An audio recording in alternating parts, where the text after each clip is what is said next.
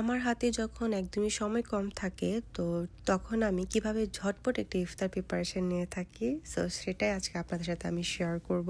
তো এখানে আমি সব কিছু রেডি করে নিয়েছি ইফতারের জন্য। সো আমার হাতে একদমই সময় কম ছিল।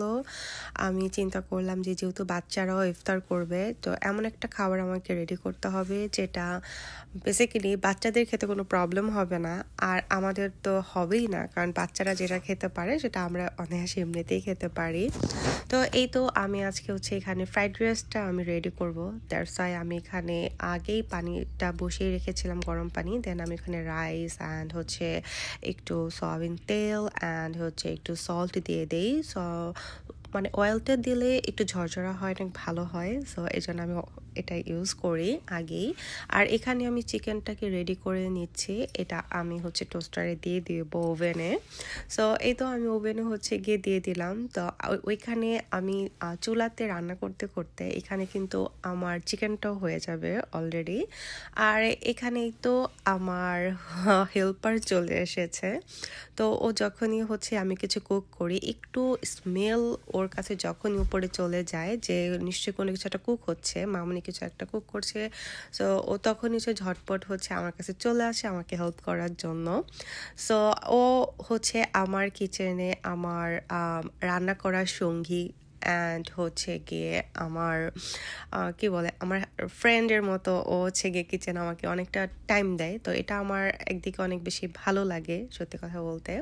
তো এখানে আমি যে ফ্রাইড রাইসটা যে আমি তৈরি করছি এটাও কিন্তু একদমই শর্টকাট, কোনো ভেজিটেবল আমি এখানে ইউজ করছি না, তেমন কিছু আমার হাতের কাছে ছিলও না। তার সাথে গিয়ে আমি যদি এখন কোনো ভেজিটেবল কাটাকুটি করতে চাই আমার অনেক সময় লেগে যাবে।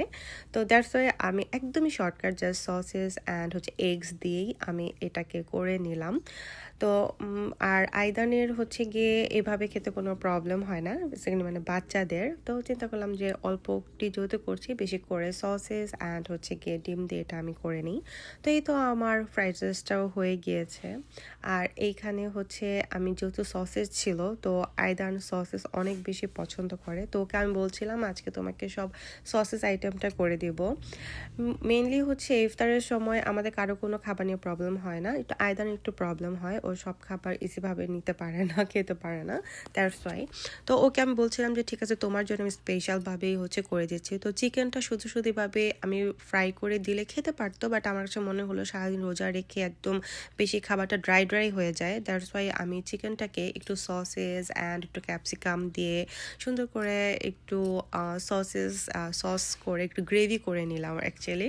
তো গ্রেভি করে এটা করলে কি হবে, বেশি একদম ড্রাই লাগবে না, খেতেও হোপসো ভালো লাগবে।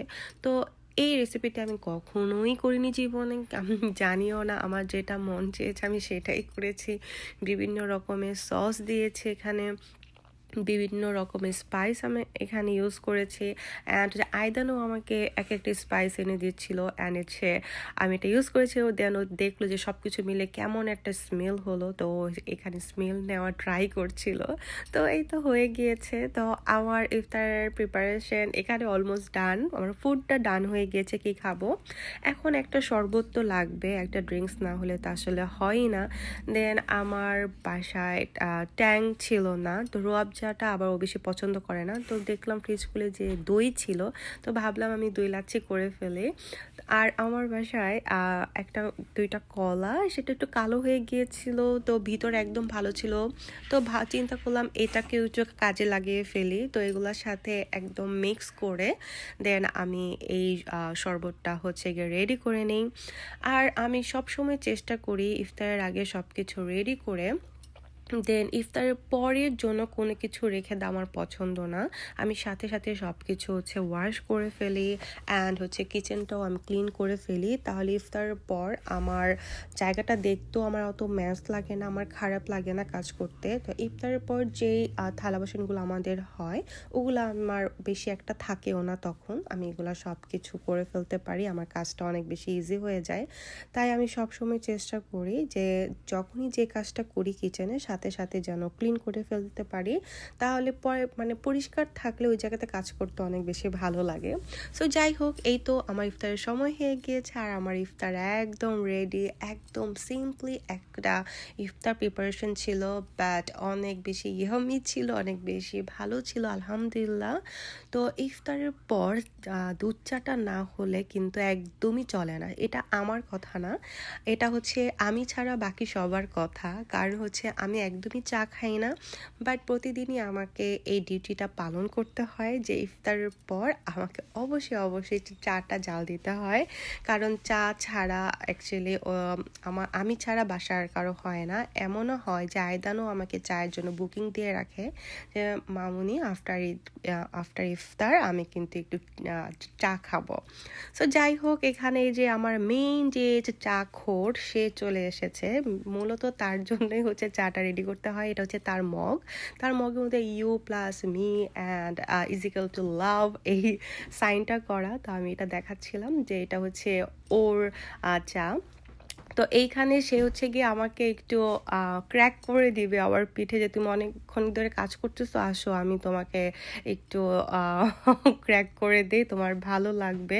এটা একদম প্রতিদিনের একটা আমাদের কি বলবো পুরো প্র্যাকটিস হয়ে গেছে যে এটা করেই ও আমাকে জোর করে হলেও এটা করবে। তো এটা করলে না মূলত ভালোই লাগে, শরীরটা একদম হালকা হালকা লাগে, খুবই ভালো লাগে। তো এটা হচ্ছে গিয়ে আমার চাটা দেখলেই হচ্ছে অনেকের নাকি নেশা নেশা লাগে, বাট সত্যি কথা বলতে আমার কোনো কিছুই লাগে না। এই তো আমার চাটা রেডি হয়ে গিয়েছে, এখন আমি সবার জন্য চাটা ঢেলে নিচ্ছি। এখানে এক এক রকম গ্লাস, কারণ হচ্ছে এক একজনের এক এক গ্লাস, তাই হচ্ছে কি এখানে বিবিধ রকমের গ্লাস, সবাই যেন বুঝতে পারে কোনটা কার গ্লাস, দ্যাটস ওয়াই হচ্ছে গিয়ে এভাবে আসলে আমি সেপারেট করে রাখা। তো এই ছিল আজকে আমার একদমই কুইক একটা ইফতার রেসিপি প্রিপারেশন। সবাই ভালো থাকবেন, আল্লাহ হাফেজ।